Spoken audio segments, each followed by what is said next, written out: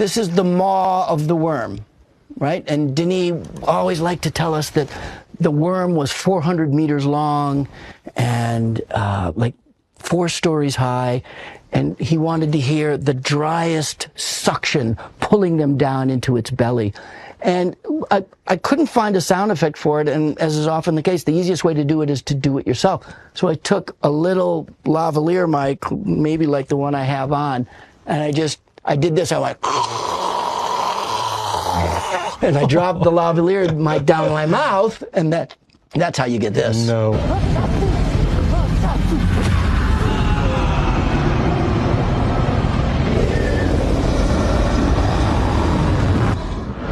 So it's amplified like 1,000 times. Of course.